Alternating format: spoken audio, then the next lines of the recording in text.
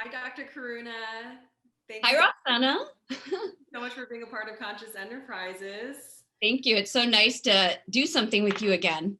I know it's been a long journey. It's been so great to keep in touch with you since I invited you on our panel. I think it was almost 2 years ago at Donna Karen's Urban Zen, where you came and you flew out, and we had a really great time on that panel. You were spectacular. Thank you. It seems like eons, right? Like we're all in 2020 now, and it's like everything past this year just seems like a wash, True. It's so So interesting. you are a naturopathic and Ayurvedic doctor. You're the founder of Karuna Naturopathic Healthcare. You are a natural and naturopathic medicine expert. I know you've delved in entrepreneurial ventures in beauty and cosmetics and all sorts of fun things. You're very entrepreneurial yourself. So I'm so excited to dive into some fun stuff with you. Let's start with, what exactly is naturopathic and Ayurvedic medicine, and how does it differ from conventional medicine? So the main difference is the philosophy in naturopathic medicine. And then Ayurvedic medicine is more a branch of naturopathic medicine. So I'll cover that separately. With naturopathic medicine, we're always looking, first of all, at the whole person. So no matter what the symptom is, and I always like to use like a stomach ache as an example, we're looking at, okay, did you eat some bad food? Do you have an ulcer? Do you have appendicitis? Did you break up with your boyfriend and you're having an emotional upset? We're looking at what's the core root of every symptom. We're not just covering up the symptom, right? That's what they do in allopathic medicine. They take the symptom and they take something different than the symptom and they stop the symptom, right? In naturopathic medicine, we're also looking at the entire person. So the entire person and the root cause of what's going on. So 5 people could come to me with the same problem. Okay, let's just say overwhelm and stress, which has been big this year, anxiety. Okay, the reasons for that anxiety and how it hits, even if it is, I'll use a real example. A lot of people are schooling their kids at home and they're entrepreneurs and they're losing it. And I don't blame them. I mean, I don't have kids. I can't imagine. I wouldn't be able to work with little ones running around. But the difference between if you're homeschooling your kids on a ranch versus a Manhattan apartment versus, you and your husband are fighting over who gets to do their work versus take care of the kids, it's very different, right? So I'm not going to just give anti-anxiety medicine. I'm going to look at who is actually having that stress issue, what the environment is that they're having the issue in, and what were the precursors that led up to it. For example, some people are about to get a promotion. They were about to fly to another country to have their, like their dream job, their breakthrough, and COVID hit. And it's a lot of pivoting. Some of us have had to pivot more. It's a range. All of us have had some pivot. Some have completely different lives than they knew, and it's been, it's a lot for a lot of people. So I think with naturopathic medicine, that gives you like a good example. We're always going deep inside. And then, of course, the symptoms are alleviated, but that's not the main goal. You see, we want to make sure that the person doesn't get the symptoms back because we deal with what's causing them in the first place, right? Ayurvedic medicine, which I love, and then I incorporated more of that 10 years into my practice. I'm going on 20 years next year. I can't even believe it. It's principle based. And we're talking about the 5 elements that exist macrocosmically, right? Earth, water, fire, wind, space, that exist in our bodies as well, microcosmically. And the point is, we're not different than nature. So if we adjust to the seasons and we adjust the elements in our body, we stay healthy. And for Ayurveda, it's not just about health, it's a science of immortality, right? It has a major spiritual component in it because we're trying to get people to have longevity and hopefully forever because it has that spiritual base, right? When you have principle-based medicine, Roxana, it's amazing because you can use it anywhere. You're not looking for your special kale salad, when you're in Turkey, or India.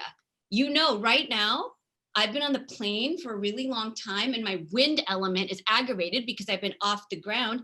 I think I need some nourishing, warm food. oh, and I shouldn't have too much spice because I tend to have a fiery constitution. So then, okay, what can I do in this country that's going to earth me and not make me too hot? You see what I mean?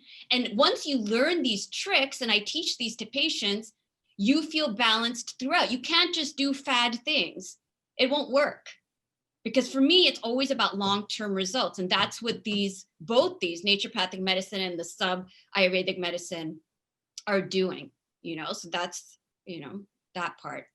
Fascinating. It sounds like everything I've been working so hard to achieve in my life, just like a more sustainable lifestyle versus, short-term band-aids and diets and fads and all these things. What are some of the issues that you see with conventional medicine today? And how do you think that these Ayurvedic principles fill those gaps? This is such a huge topic. It could take up the whole. I know.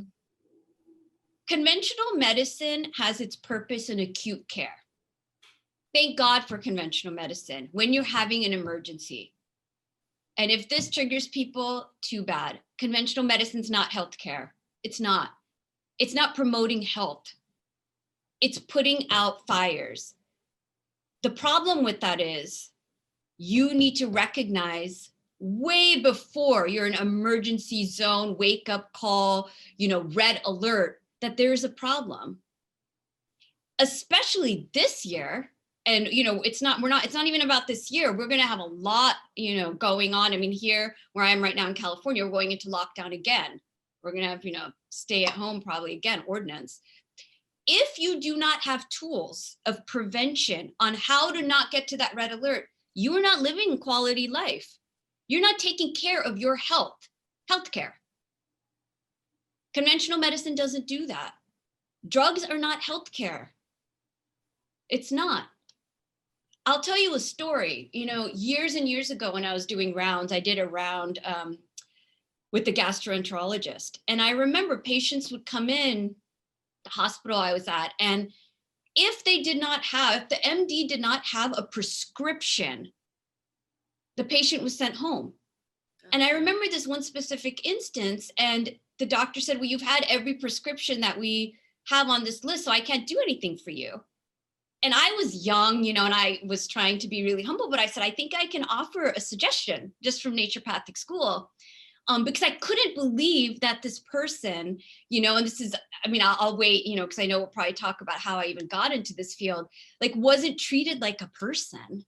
You know what I mean? Like, what about what they were eating? Like, you can't tell them one single suggestion on how to change their life and just send them into liver failure, which this person was going into. And behind the scenes, when we were out of the patient room, the doctor said, look, I believe in everything you're doing. I actually do homeopathy for myself, but that's not my training.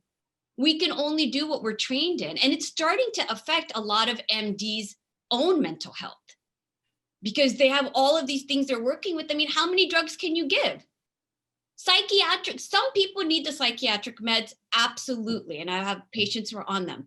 Most people, they are not being asked the right questions, and they are not able to be treated for the trauma that they've had in their lives, whether it be with bad food, relationships, bad environments, which we'll get into. It's like not having the proper alignment, right? Which connects to everything that you're doing too. That's consciousness. Right. And consciousness is what brings health. Again, kudos to conventional medicine. I'm so happy it exists for emergency care. It's not about consciousness. It's not about health, right? So we just need to have a distinction as much as possible, especially moving forward, on where the place is for conventional medicine, and start calling naturopathic medicine healthcare, It's very simply put. So well put. And how did you get into medicine personally? Did you always want to be a doctor? What was your inspiration? I actually didn't always want to be a doctor. I'm still surprised sometimes that I am a doctor. I was an English literature and psychology double major. I always had this fascination with genius and like what made people tick more in like the arts and literature. It's still a lifelong passion. And now I realize I realize it on a spiritual level. I thought studying the mind would help me, but it's not. It's when you're connected to source, right? And we can get into that. And then I had a personal ailment. I had this lower back pain when I was in college, and no one could figure out what was going on with me. And I waited 3 months to see an orthopedic surgeon. I was in Massachusetts at the time. I went to Mount Holyoke for undergrad. And when I went in there, he put my x-ray up on the screen and he said, there's nothing wrong with you. And I've learned, in the Indian culture, like doctors are God. And everyone, my mom said, just wait, he's going to have the answer, right? And I go there and that's all he said. Inside, I knew how much I was struggling. I had become vegan. I think that was a part of it. I wanted this fad, I was young and I thought, oh my gosh, the animals, right? And it's a whole nother story.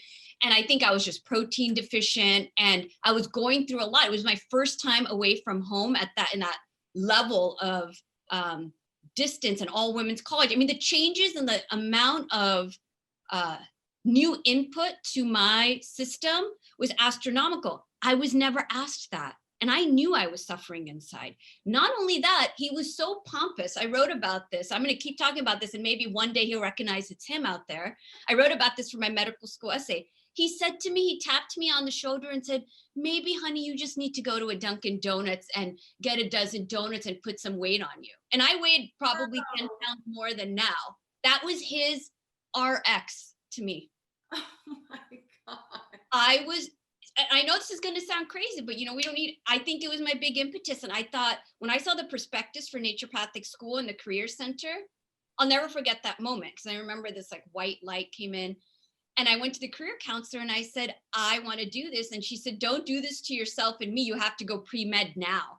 And I was in a science school. So I went from Shakespeare and Oxford and Thomas Hardy to physics and biochem and biology. And I'm not going to lie, I cried myself through it with all of these Harvard, MIT, medical school bound freshmen.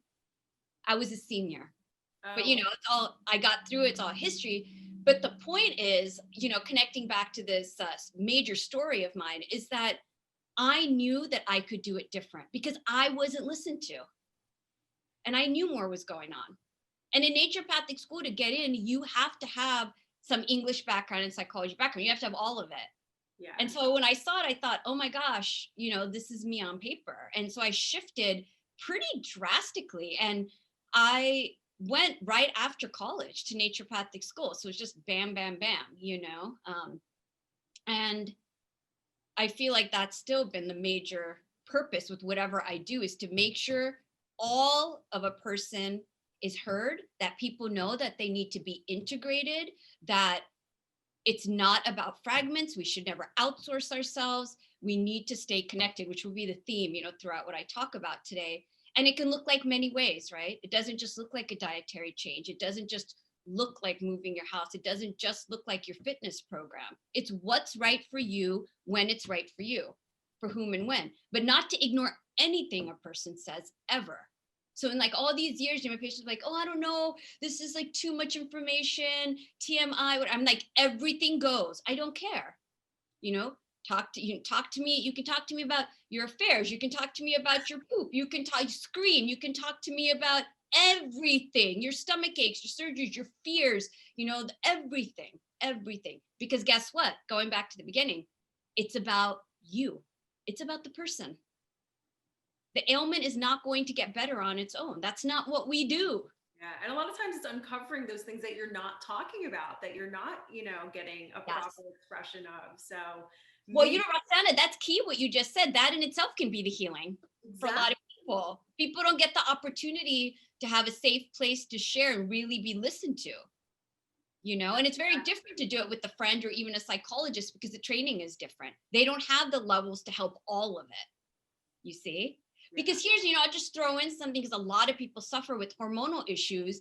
Like a lot of people think they may be going crazy or all of a sudden a depression comes or what's happening to, my skin luster. And if you go for allopathic, oh, something is going on with my mind and I'm just going to buffer it.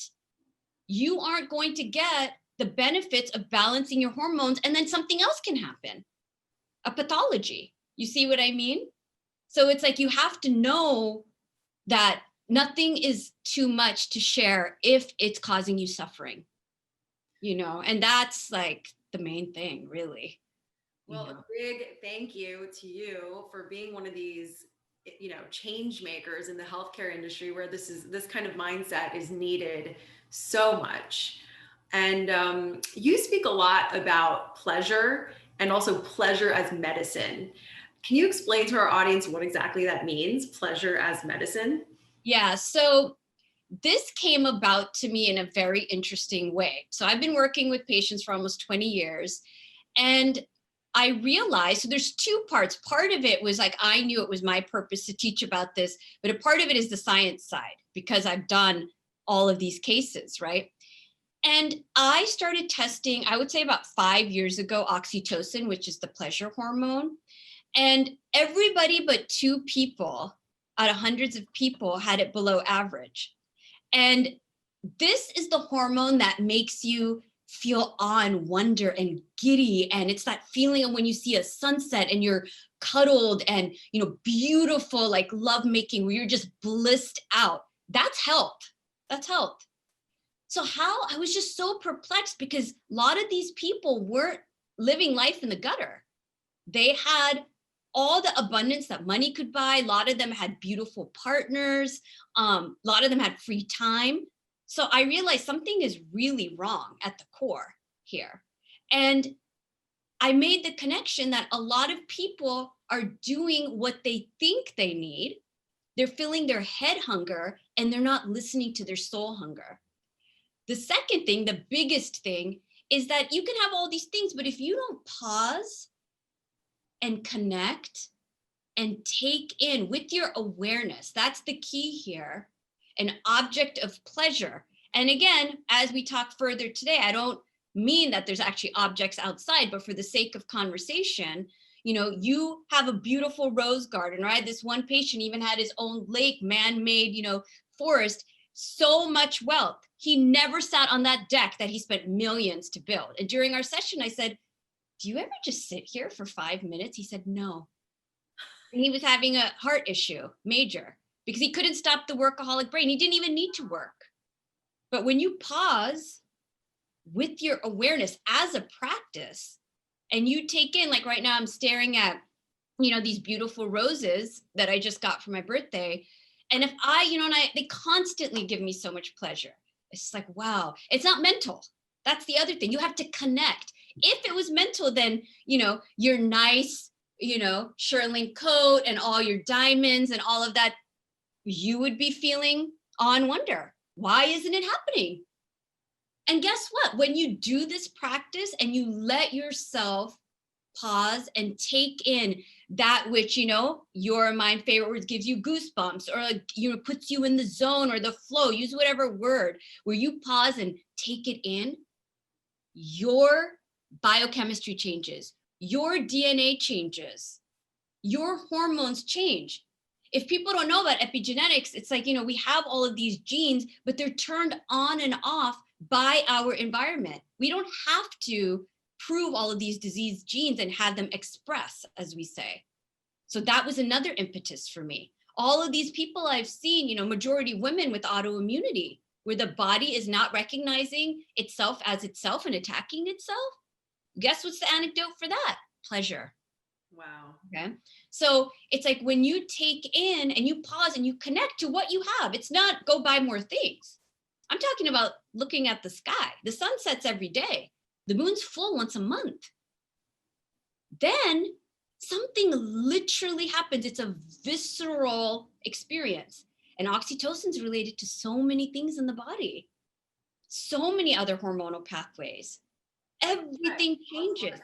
Yeah, your thyroid, your menstrual cycle, now we're seeing, melatonin, your pineal gland, all of a sudden your sleep gets better. And for what? It's free. This is the thing. So it's like this wall that we all have because we don't pause,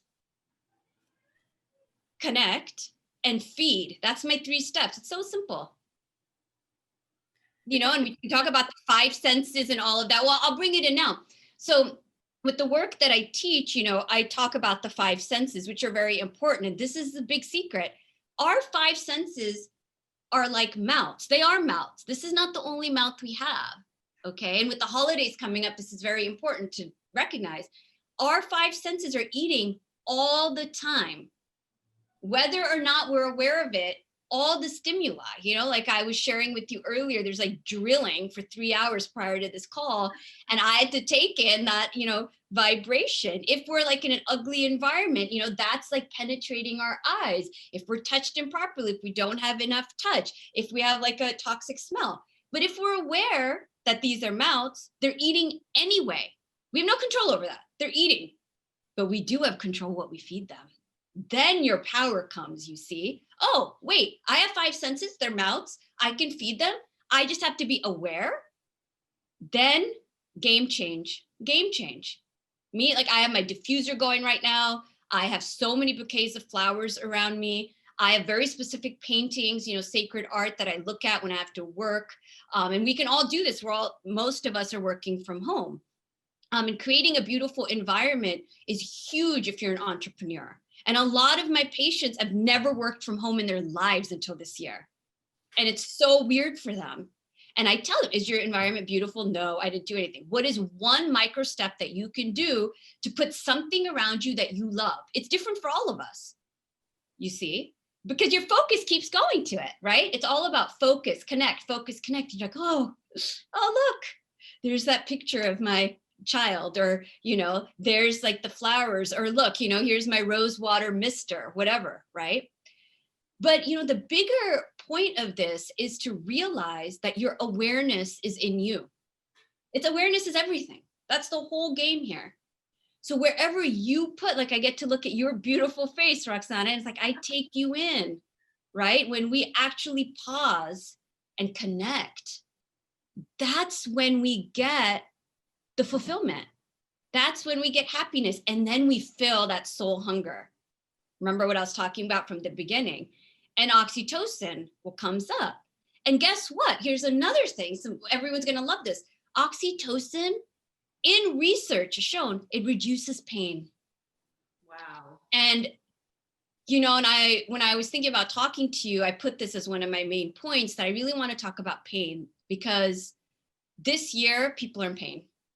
All different types of pain. Some of us have body pain. Some of us are like overwhelmed. It's like change, every type of pain, a lot of trauma, and it's still going on. How we deal with it is up to us, but there's no stable ground. If you don't have a spiritual practice, you're going to be constantly, and I'll talk about some practices we can do, but oxytocin brings pain down. It soothes you.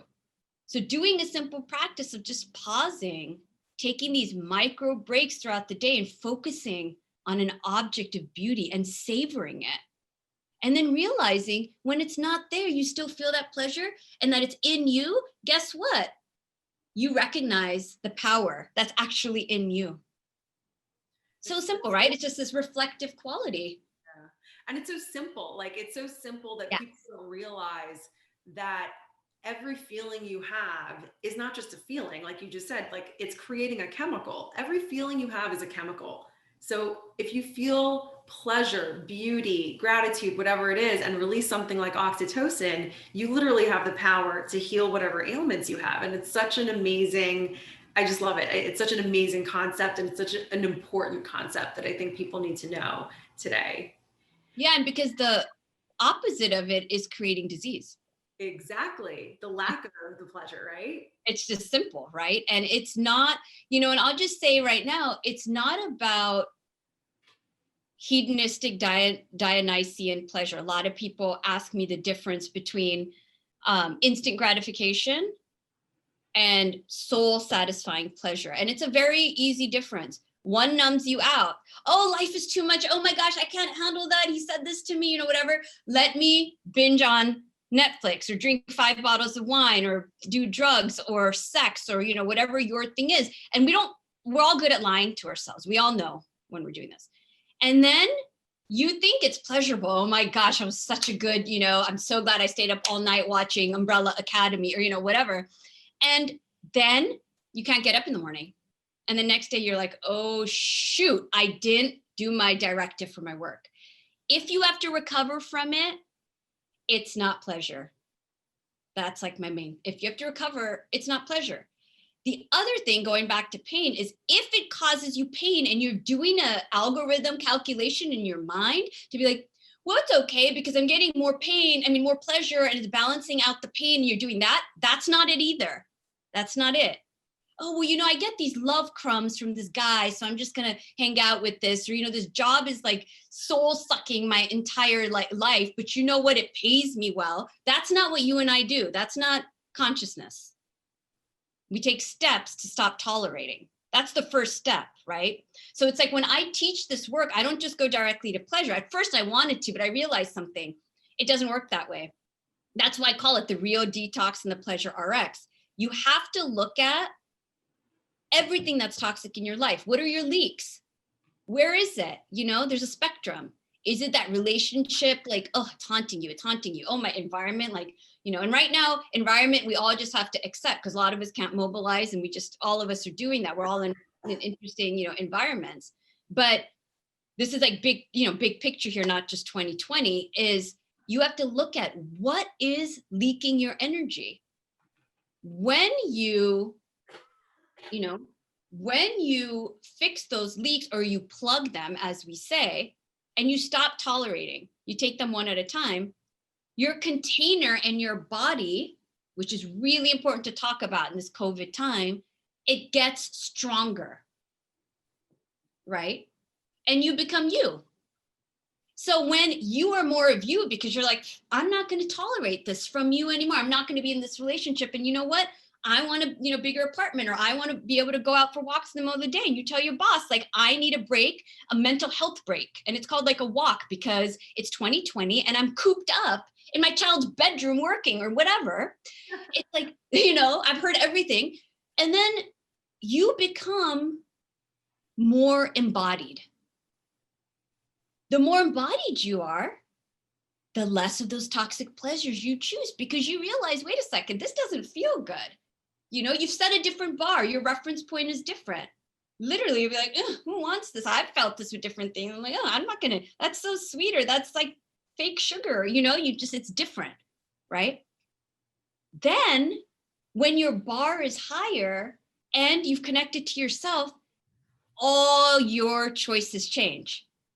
And I know you're really big on purpose. That's where purpose comes from. Purpose is a direct link to who you are. But first we have to be who we are. If we're disconnected and numbing ourselves out, not, malnourished, serving our head hunger, living half lives. And that was, going back to what I was saying in the beginning, why I did this career is I want people to live versus exist. That's it. So when you become embodied, and this is such an easy practice, right? It's just connect through your 5 senses with your awareness, which is everything that we are. Bring it in. Then all types of magic happens. All types of magic. We don't need to control that. To me, and I want to get back to this connection, the purpose. Yeah. But it sounds to me like the difference between this instant gratification, avoidance of pain type pleasure, which a lot of people get wrapped up in and don't really realize that that's kind of a different offshoot of a path, versus what you're talking about, this true kind of inner pleasure, is more like what I think I describe in some of my infographics and thing on social media. I kind of describe it more as like fulfillment, right? Is that what you're getting at? Like this pleasure is like true fulfillment versus that's exactly it. And nourishment. Yeah. One numbs you out and the other one gives nourishment. And I like to use like words that have similar letters. So numbing versus nourishment. Instant gratification, you have to recover from, right? When it's that real soul-filling pleasure, you never forget it. That's the other one of my favorite lines, that you never forget that which gives you pleasure. So beautiful. Yeah, of that kind. And getting back to that connection again. So once you kind of are able to figure out this line between, am I chasing something to band-aid over my pain? Is it like an instant gratification versus what is it that's truly giving me this inner fulfillment? what is the connection between figuring that out and really digging into your own purpose and understanding purpose? So here's some big secrets here. Purpose is, it can be a loaded word for people, but really purpose is not hard. Purpose is your literal mirror of your authentic self coming out into the world. The more that you are yourself and embodied, the more your purpose will naturally exude. Purpose does not come from the mind. Logically, we could do many things. I'm good at many things. You're good at many things. Are we doing them? No, because that's not our purpose. That would be a mental choice out of fear, out of, oh, monetary. Should we do those things if we need to? Yeah, but then we don't call it our purpose. We just say, yeah, that's what I'm doing, a side job. I'm taking care of this. I'm helping someone out, with whatever. But that's not purpose. Purpose is what you're born to do. It's so close to you. It's what titillated you when you were 4 years old. So we need to get back again, all wonder, get back to that. And if this is a hard, and we could talk about more getting into the exercise if people are like confused what this is about, you just need to be more of who you are. You need to stop tolerating, plug the leak so that you're fulfilling your soul hunger, not just your head hunger. Because here's what I realized, and this is going to be intense to say, going back to the beginning, is that people are starving. All my patients, so many of them have so many things. You ask them behind the scenes, they are starving or they wouldn't be unhappy. If the happiness was in all of these monetary things, then you would have it. Doesn't mean exclude those things. Definitely luxury, provides a certain amount of freedom, but there's a missing link here. And that's the missing link I'm talking about, right? And if you do not have purpose, again, this is a feedback loop, you will be unhappy too. Because I know so many people have so much, they're independently wealthy or their husbands take care of them, all this stuff. They're unhappy because there's no purpose. Purpose is not about money at all, actually. It's about doing what you're meant to do in this life. But here's the thing, if you are not you, and you've created some mutated version of yourself because you're eating, Doritos and buffering all the time and doing, whiskey sours at night, and you're just not feeling you, you will make decisions out of the contorted you and take that job that's toxic. Or say, oh my gosh, fear, scarcity consciousness, and, choose something that's going to eat you up. When you're aligned with yourself, right? You take out those leaks, you stop tolerating, you feed yourself that which you love. It does include food on the plate. I know it's a hot topic, we go there, but just pause. Take in the beauty, because it's not outside of ourselves. You're becoming who you are. Then you're more aligned with satisfaction ahead of time. You get it? The whole reason for purpose is you're doing something that satisfies you. Yeah. But the purpose is not a thing. It's not an object. It's who is Roxana born to be in this lifetime for this cycle? Who is Karuna born to be for this cycle? And ultimately, if this is not clear to people, ultimately it's a benefit to others, no matter what you do. Make bottoms of shoes, teach people, mow the lawn. But if you're doing it from this source out place, it's going to be beauty. And that, ultimately, in our enlightened selves, we are awe and wonder and beauty. This is not anything, this is not foo-foo stuff here. This is actual. You're just connecting to, all those wishes, all those things we hear are like magic spells, make a wish, oh, this gave me goosebumps. Oh, look at that synchronicity. You're not going to believe this happened. Like, just fill in the blank, right? Oh my gosh, it's the matrix. You're not, serendipity, all of these things, synchronicity. That's this. How are you going to get there? It's from the heart. What makes your heart sing? You got to stop and connect. It's alchemy,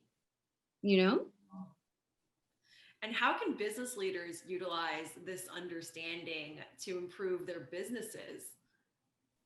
Well, what's really important about business leaders and especially entrepreneurs is that your business is an extension of yourself. Your body is one vehicle that you live in, and your business is a different body that you have to feed. The more that you are embodied, the more that you're able to feed your business the food it needs. A business is a direct extension of you. So we have to take care of ourselves as entrepreneurs. Otherwise, we have tilted businesses, and our businesses, it's a direct reflection. So it's like today I'm wearing hot pink lipstick, so my reflection shows hot pink lipstick. Tomorrow it's like if I'm wearing, I'm like in a top knot and red lipstick, it's going to show that. Same with your business. If you're having like a hard day and you're like tilted over and whatever, then the business is going to take a beating. And nobody wants that. Business owners, it's like an umbilical cord, I call. And I've worked with entrepreneurs. I am one. It's very hard to separate out our businesses and create boundaries. So this work is essential because the health of you is directly connected to the health of your business. Remember, it's alive. A business is a live, dynamic entity. It needs care. It needs to be watered. You need to be watered, and so it's a direct correlation, not separate. I think most people don't realize that in business. I agree. And Dr. Karuna, Yes. Everyone is concerned these days with COVID, the pandemic, their health, working from home and their health. How do you think that this pandemic is affecting our ability to reach optimum wellness? Is it helping? Is it hurting? What's happening from your perspective?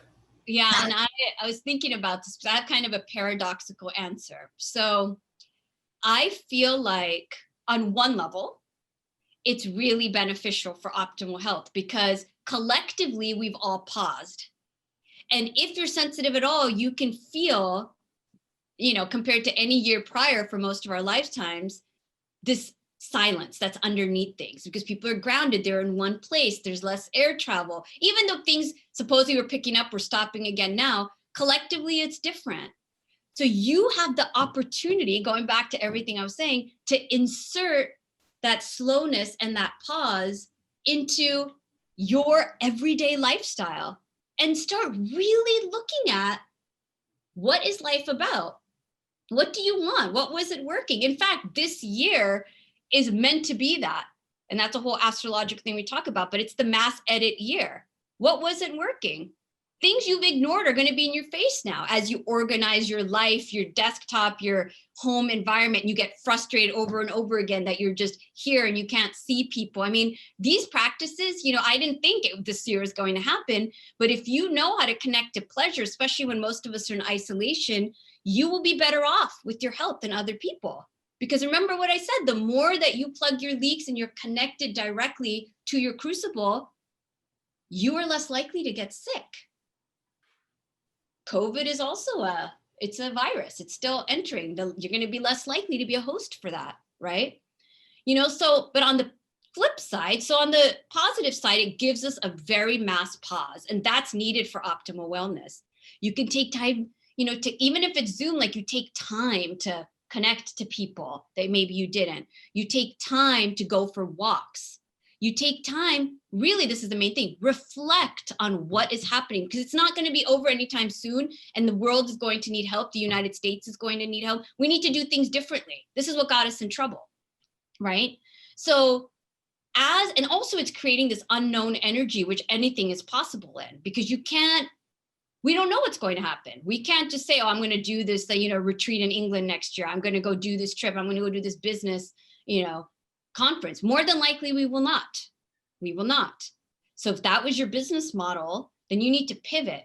And the one thing that's the biggest, I think, benefit is space. And space heals everything because we're just control freaks. Me included. I have to put aside.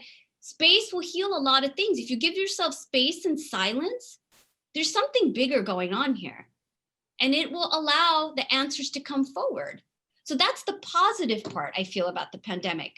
The negative part about what we're all going through is that there's too much digital stimulation and a lot of people are getting too hooked on news and getting scared. There's a lot of fear and almost everybody, and right. And so I feel like there needs to be more discipline that we all implement. And I definitely have them in place to not check news constantly. I have my notifications turned off, all of my notifications, most of the time, even my texts and stuff, because here's the thing, you feel self-empowered. You're going to look when you want to look at what are the limitations in my county right now.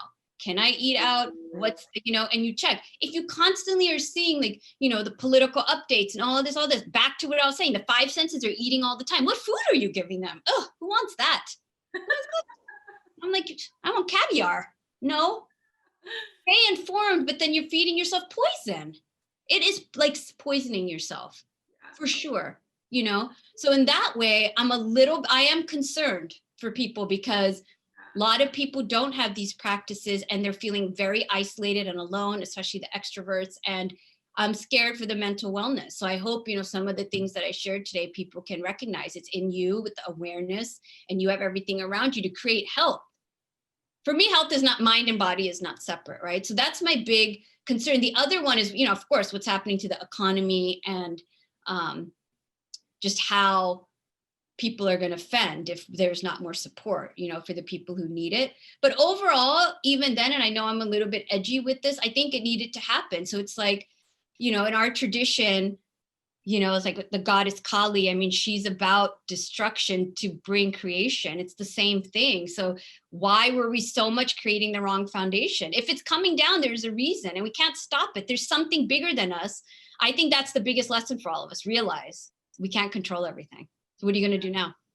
Totally. You just got to surrender. Yeah. And be with the unknown, I want to make sure we have time to get a couple questions for the upcoming holiday season because I know we have a hard stop. But yeah, we are amidst the holiday season. It's a weird time during pandemic. And it's a time of year where usually people are worried about, what am I going to indulge? What about my diet? What about weight gain? What about my health? This is the time of year people are making New Year's resolutions and the gym memberships and all these things.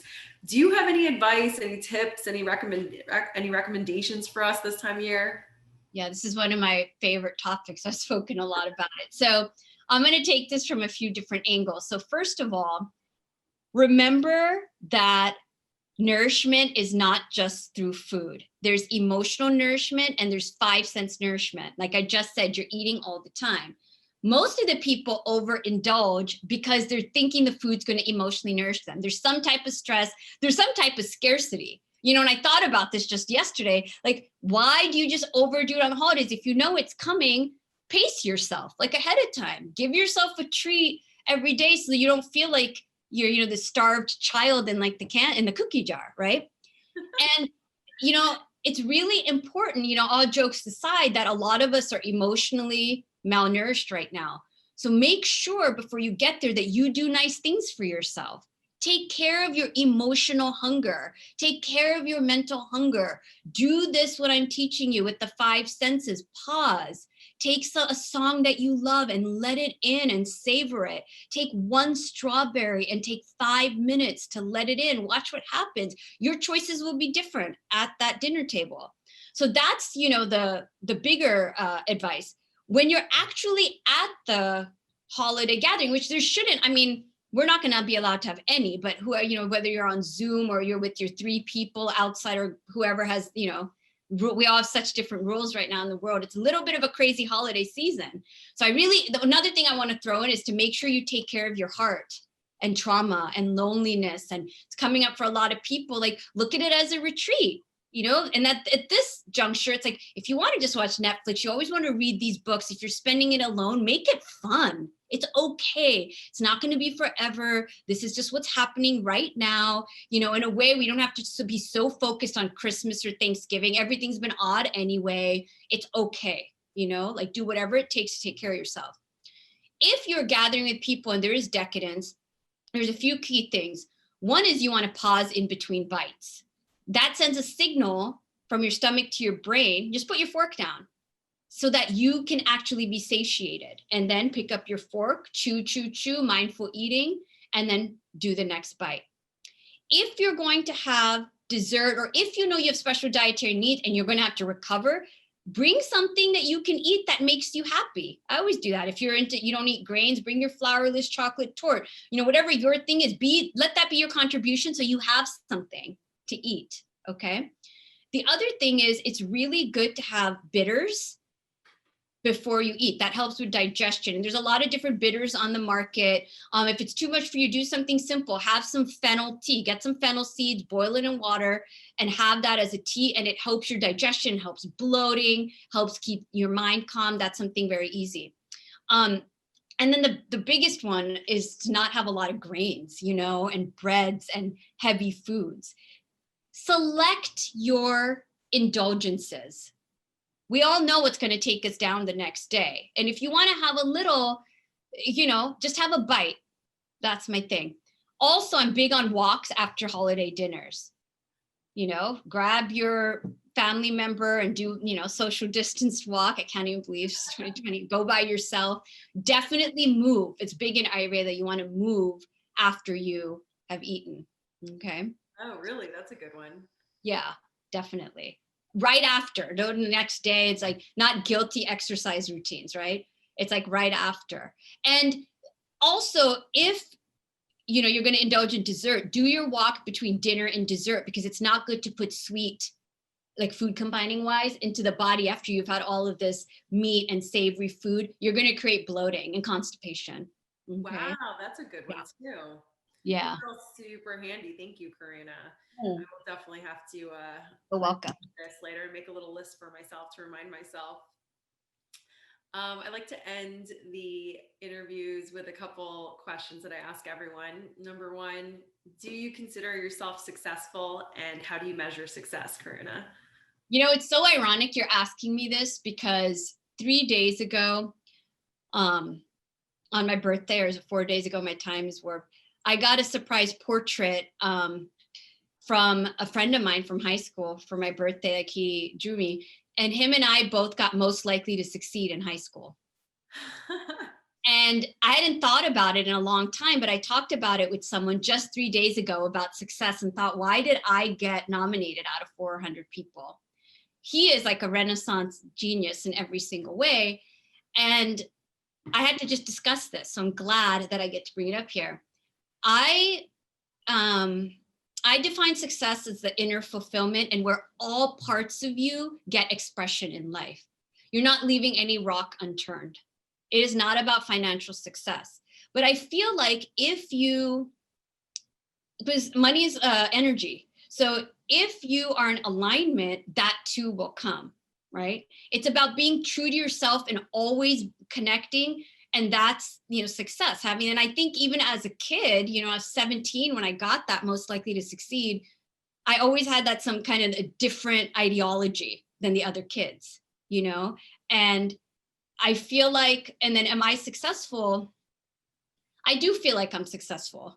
I've had a lot of the outer success, but why I hesitate at all is because this work that I'm doing, I aim to practice it more and have more space. And I want to have more pleasure and more time to just really align, with who I am. All the stuff that people may see, like with my accolades, that's not what I define as success, right? And so the more people that I get to touch with the work, that it has a transformational effect, that's when I'll start measuring my success more, where more people's souls are saved, Oh, I love that. That's so beautiful. From your perspective, how do you see the world evolving in the next 10 years? And how do you see yourself contributing to it? I think this is a pretty hole-in-one one for you. Well, but I want to do a quick offshoot, because I thought about this, who knows how the world's evolving, because it's a little crazy. But then I know for sure it's evolving towards AI. And being in the Bay Area right now, where it's a home of AI, and I know people are in the AI, it's already intermingling. And I think that's great for a lot of reasons. And I'm also very scared about it. Okay. So I think we're evolving into more of a digital reality at every level, 100%, not 90%, 100%. How I can contribute is directly with everything I say, to let people know that they need to be connected to themselves, so we remain human. Because the younger ones are going to start exhibiting, more AI. Take time away from the screen, keep connecting to your heart, to your body, to your soul, and keep reminding people of what life is, like tangible, tactile life with awareness, as we move further and further away from it as a collective. Beautiful.